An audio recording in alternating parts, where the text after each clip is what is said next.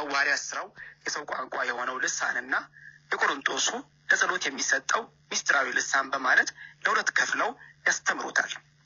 በ1905 ቀድሞ የባሪያ ልጅ የነበረው ጥቁሩ ዊሊያም ጄ ሴይሞር ወደ ሂውስተን ቴክሳስ በመምጣት ቻርለስ በርሃማን ፔንጤቆስጣዊነትን ወደሚያስተምርበት የመጽሐፍ ቅዱስ ትምህርት ቤት ተቀላቀለ።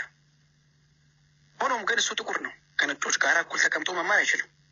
ስለዚህ ከውጭ ደጃፍ ላይ ተቀምጦ ቻርለስ በርሃማን ውስጥ የሚያስተምረውን ትምህርት ማዳመጥ ነበረበት።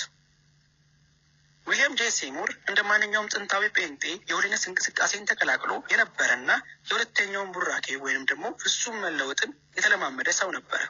ቻርለስ በርሃማ ደግሞ ኃይል ስለመቀበል፣ ሶስተኛውን ቡራኬ ስለመካፈል፣ በመንፈስ ቅዱስ ስለመጠመቅ፣ በልሳን ስለመናገር የሚያስተምረው ትምህርት ዊሊያም ጄ ሴይሞር ልብ ዘልቆ ገባ። በ1906 ዊሊያም ጄ ሴይሞር ከሂውስተን ወደ ሎስ አንጀለስ መጥቶ በአንዲት ትንሽ የሆሊነስ ሜቶዲስት ቤተክርስቲያን በመጋቢነት ማገልገል ጀመረ። ሆኖም ግን የሶስተኛ ቡራኬ የሚባል የቤተ ክርስቲያኒቱ እንግዳ የሆነ ትምህርት በማስተማሩ ብዙም ሳይቆይ ከአገልግሎቱ ታቅዶ ተባረረ። ሚያዝያ 9 1906 ዓ.ም ቦንቤሪ ጎዳና ላይ ከሚገኘው የሪቻርድ እና የሩት አስቤሪ ቤት ውስጥ የተወሰኑ ጥቁር አሜሪካውያን ከጄ ሴይሞር ጋራ የመንፈስ ቅዱስን ጥምቀት ለመቀበል የ10 ቀን የጾምና የጸሎት ጊዜ ከያዙ ይሄ ሶስተኛ ቀናቸው ነው። ዊሊያም ጄ ሴይሞር ከሐዋርያት ሥራ ምዕራፍ 2 ቁጥር 4 ላይ በሁሉም ላይ መንፈስ ቅዱስ ሞላባቸው፣ መንፈስም ይናገሩ ዘንድ እንደሰጣቸው በሌላ ልሳኖች ይናገሩ ጀመር የሚለውን ክፍል ከፍቶ ካነበበ በኋላ ኤድዋርድ ሊ የተባለ ሰው እጁን ጭኖ እንዲጸልይለት ጄ ሴይሞርን ጠየቀው። እጁን ጫነበትና ሴይሞር ጸለይለት። ኤድዋርድ ሊም እጆቹን ወደ ላይ አድርጎ በሌላ ቋንቋ መናገር ጀመረ። በመሃል ጄ ሞር የተባለች ወጣት ሴት ከወንበሯ ወደቀች። እሷም በሌላ ቋንቋ ትናገር ጀመር። ስለዚህ አጋጣሚ ስትመሰክር እንዲህ ትላለች: የእግዚአብሔር ኃይል በእኔ ላይ ወረደ። እኔም በልሳን ከመናገር ምልክት ጋራ በመንፈስ ቅዱስና በእሳት ተጠመቅኩ። በውስጤ የሆነ ነገር የፈነዳ ያህል ተሰማኝ። እናም የሕይወት ውሃ ጎርፍ በእኔ ውስጥ ፈሰሰ። ወደ አፌን በደረሰ ጊዜ እግዚአብሔር እንደሰጠኝ የቋንቋ ጅረት ፈሰሰ። በመንፈስ ኃይል በብዙ ቋንቋዎች ዘመርኩኝ። ከዚያም በምንሰበስብበት ቤት ውስጥ መንፈስ ወደ ፒያኖ መራኝ። እንዴት መጫወት እንዳለብኝ ባልማርም በመንፈስ አነሳሽነት እየተጫወትኩ ዘመርኩ። ቤቱ እንግዳ ቋንቋ በሚናገሩ ሰዎች ድምፅ ተሞላ። ሰዎች ከተቀመጡበትም ከቆሙበትም ይወድቃሉ። ከመካከላቸው ወደ 6 የሚጠጉ ሰዎች በልሳን ይናገሩ ጀምረዋል። ከቤቱ የሚወጣው ድምፅ እጅግ ከፍ ያለ ስለነበረ በአቅራቢያ ያሉ ጎረቤቶች ምን ተፈጥሮ እንደው እያሉ ይመጡ ጀመር። ወሬው በመላው አሜሪካ ለመዳረስ ጊዜ አልፈጀበትም ነበር። ከመላው ሀገሪቱ ይህንንማ መታዘብ አለብን ያሉ ብዙዎች ወደ ቦንቤሪ ጎዳና፣ ወደ ሪቻርድ እና ወደ ሩት አስቤሪ ቤት መጎረፍ ጀመሩ። በቀጣዩ ቀን በመቶ የሚቆጠሩ ብዙ ሰዎች ወደ ቤቱ ከመምጣታቸው የተነሳ ቤቱ ሊበቃቸው ስለማይችል በቤቱ ውጭ ህዝቡ ቆሞ የቤቱን ደረጃ እንዳውደ ምሕረት ተጠቅሞ ዊሊያም ጄ ሴይሞር መስበክ ጀመረ። ይህ ለ3 ተከታታይ ቀናትና ምሽት የተደረገ ድንገተኛ ታላቅ ኮንፈረንስ ነበር። ብዙ ሰዎች በልሳን መናገር ጀመሩ። ብዙዎች ተፈወስን፣ ዳንን ብሎ መሰከሩ። አሁን ያቺ ትንሽ ግቢ ልትበቃቸው አልቻለችም። ስለዚህ ወደ አሶሳ አካባቢ በመምጣት በአንድ ወቅት የፈረስ ግርግም የነበረ የተበላሸ ባለ 2 ፎቅ ህንፃ ተከራይተው በዚያ ማገልገል ጀመሩ። አገልግሎቱ ከጠዋት ጀምሮ እስከ እኩለ ሌሊት በ3 ፈረቃ የሚሰጥ ነበረ። በወቅቱ ስር የሰደደውን የዘረኝነት አጥር ሰብረው ነጮች፣ ጥቁሮች፣ ላቲን አሜሪካውያን እንደዚሁም ኤዥያውያን እጅ ለእጅ ተያይዘው በአንድ ቤት ውስጥ ስለ መንፈስ ቅዱስ ሙላት መጸለይ ጀመሩ። የአሶሳው ሪቫይቫል ወይም መነቃቃት አሊያም የመጀመሪያው ሞገድ በታላቅ ጉልበት ተጀመረ። የአሶሳው መነቃቃት እስከ 1915 ዓ.ም በንቃት የቆየ እጅግ በጣም ብዙ ሰዎች የተሳተፉበት አገልግሎት ነው። ከዚህ ንቅናቄ ከ26 በላይ የሚሆኑ የጴንጤቆስጤ ቤተ እምነቶች ተወልደዋል። እነዚህም ቤተ እምነቶች በሁለት ዋና ዋና ጎራ ከፍለን መመልከት እንችላለን። በስላሴ የሚያምኑና በስላሴ የማያምኑ። በስላሴ ከሚያምኑት መካከል አሴምብሊ ኦፍ ጋድ ኢንተርናሽናል ቸርች ኦፍ ዘ ፎር ስኩዌር ጎስፐል፣ ፔንቴኮስታል ቸርች ኦፍ ጎድ፣ ፔንቴኮስታል ሆሊነስ ቸርች፣ ኦፕን ባይብል ቸርችስ የተሰኙ አብያተ ክርስቲያናት በስላሴ የሚያምኑ ጴንጤቆስጣዊ አብያተ ክርስቲያናት ናቸው።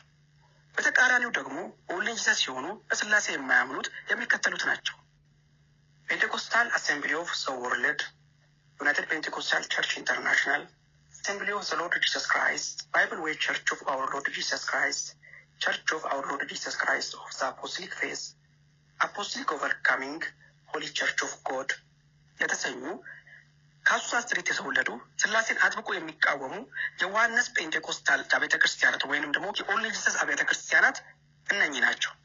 ሁለቱም ተቃራኒ ቡድኖች በአንድ ቦታ ላይ በአንድ አይነት ታሪካዊ አጋጣሚ በተመሳሳይ መንገድ ልሳን መናገር የጀመሩ እንደዚሁ መንፈስ ቅዱስ እንደተሞሉ የመሰከሩ ቡድኖች መሆናቸው ታሪካዊ ሀቅ ሆኖ ለዘላለም ይኖራል። በጊዜው በነበሩት የቀደምት የፕሮቴስታንት አብያተ ክርስቲያናት የአሱሳ ንቅናቄ ትልቅ ተቃውሞ ገጥሞ ስለነበረ ንቅናቄው የጴንጤዎችና የጴንጤዎች ብቻ ነበረ።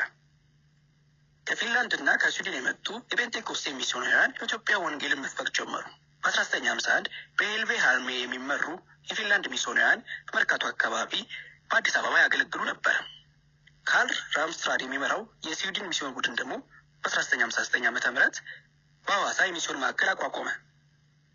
ስለ መንፈስ ቅዱስ ስጦታዎች በልሳን ስለመናገር ያስተምሩ ነበር።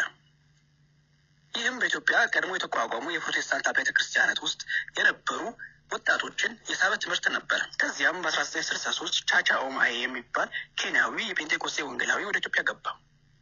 የእሱ የእሳትና የመንፈስ ቅዱስ ጥምቀት ስብከት የኢትዮጵያ የጴንጤኮስቴ እንቅስቃሴ መሰረት ሊሆን ችሏል። በሐዋሳ በተካሄደው ወሳኝ የመንፈስ ቅዱስ ኮንፈረንስ ኦማዬ በወጣት ኢትዮጵያውያን አማኞች ላይ እጆቹን እየጫነ የጸለየ ሲሆን ኢትዮጵያውያንም ለመጀመሪያ ጊዜ በልሳን ተናግረዋል። መንፈሳዊ መነቃቃቱ ተጀመረ። ይህ በሐዋሳ ከተማ የተደረገ ጉባኤ ለኢትዮጵያ ስላሴ አማኝ ጴንጤቆስጣውያን መነሻ ነው ለማለት እንችላለን። በ1960ዎቹ ከመካነ ኢየሱስ ከቃሪዮት እንደዚሁም ከተለያዩ ቀደም ብሎ ከተመሰረቱ በኢትዮጵያ ካሉ ቤተ እምነቶች የተውጣጡ የአዲስ አበባ ዩኒቨርሲቲ ወጣት ተማሪዎች መንፈሳዊ ጉባኤ ያደርጉና በልሳንም ይናገሩ ነበር። በ1967 ኢትዮጵያ ግዙፏ ጴንጤቆስጣዊት ቤተክርስቲያን ኢትዮጵያ ሙሉ ወንጌል አማኞች ቤተክርስቲያን በሚል መጠሪያ በይፋ ተመሰረተች። በ2015 ዓ.ም በተደረገ ዘገባ ቤተክርስቲያኒቱ ከ4.5 ሚሊዮን በላይ አባላትን ከ2143 በላይ አጥቢያ ቤተ ክርስቲያናትን በመያዝ በጴንጤኮስቴ ንቅናቄ የተመሰረተች ግዙፏ ቤተ እምነት ያደርጋታል። ከሙሉ ወንጌል ቤተክርስቲያን በተጓዳኝ የኢትዮጵያ ሕይወት ብርሃን ቤተክርስቲያን፣ ኢትዮጵያ ጉባኤ እግዚአብሔር ቤተክርስቲያን ተጠቃሽ ጴንጤኮስታዊ አመሰራረት ያላቸው አብያተ ክርስቲያናት ናቸው። የአሱሳ ጎዳና ላይ የተከሰተው የመጀመሪያው ሞገድ ወይንም ሪቫይቫል እንደ አሴምብሊ ኦፍ ጋድ እና እንደ ሙሉ ወንጌል ላሉ ፍጹም ጴንጤኮስታውያን ቤተክርስቲያናት መመስረት ምክንያት የሆነ እንቅስቃሴ ነው። በሌሎች ሀገራት ሆነ በኢትዮጵያ በነበሩ እንደ መካነ ኢየሱስና እንደ ቃሪዮት ባሉ አብያተ ክርስቲያናት እንቅስቃሴው እንዳደገኛ ስሜታዊ ንቅናቄ ከመቆጠር የዘለለ ተቀባይነት ሊያገኝ አልቻለም ነበር። ሁለተኛው ሞገድ ተብሎ የሚታወቁ የጴንጤኮስቴ እንቅስቃሴ ጴንጤኮስቲያዊነት ከድሆች ከወጣቶችና በቂ ትምህርት ካላገኙ ሰዎች አልፎ የተማሩ የሚባሉ ባለጠጎች ነን የሚሉ እንደዚሁም የቤተ እምነት መሪ የሆኑ ሰዎችን ማዳረስ የጀመረበት እንቅስቃሴ ነው።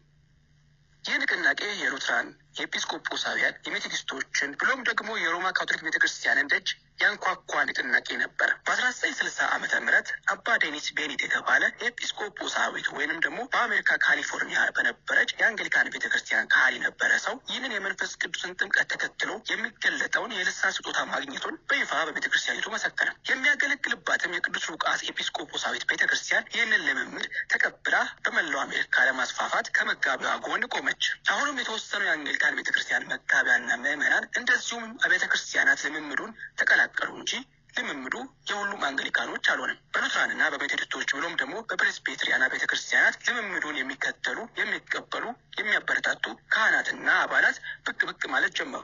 ኢትዮጵያ መካነ ኢየሱስ ቤተክርስቲያን ውስጥም እንደተገኙት እንደ ቄስ በሊና ያሉ ሰዎች ማለት ነው። ቤተ እምነታቸው በይፋ ጴንጤኮስታዊት ሳትሆን ልምምዱ ግን አባላትንና መሪዎችን የተቆጣጠረ እንደመጣባት እንደ ቃልዮት ቤተክርስቲያን ማለት ነው። እንቅስቃሴው በ1667 ወደ ካቶሊክ ቤተክርስቲያን ተስፋው። በፒትስበርግ በፔንሲልቪያ ያሉ የካቶሊክ ዩኒቨርሲቲ ተማሪዎች እንቅስቃሴውን ተቀላቀሉ። ይህ ተሞክሮ እንደ ኖተርዴም ዩኒቨርሲቲ ባሉ የካቶሊክ ተቋማት በፍጥነት ተሰራጨ።